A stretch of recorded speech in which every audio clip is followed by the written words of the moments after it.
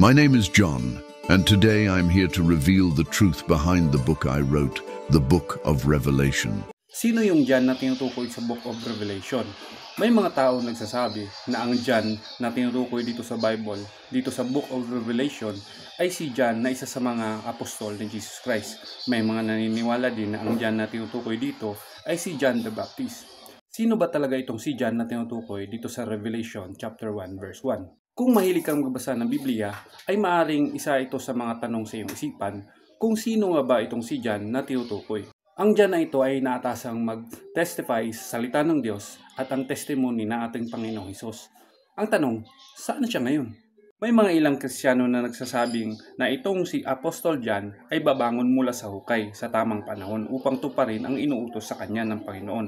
Meron naman nagsasabi na ang John na ito ay buhay pa at nagtatago lang ng matagal na panahon at lalabas lang siya kapag oras na o panahon upang ipangaral ang salita ng Panginoon. Parang imposible naman yata yun. Pero what if ang John na ito ay nag-i-exist sa panahon natin ngayon at kayang ipaliwanag ang Biblia from Genesis to Revelation? Ang Book of Revelation kasi, sa mga hindi pa nakakaalam, ay ang last book of the Bible. At dito nga, makikita natin ang pangalan John na binanggit upang mag-testify sa salita ng Diyos at sa testimony ng ating Panginoong Hesus.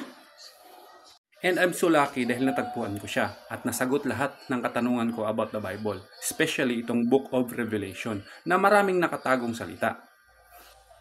Paano nakatago? Ibig kong sabihin maraming matalinghagang salita gaya itong beast with 7 heads and 10 horns, wormwood, Babylon, 7 golden lampstand at marami pang matalinghagang salita na makikita natin sa Biblia na halos karamihan ng Kristiyano o Kristyanismo ay hindi pa rin maintindihan hanggang ngayon.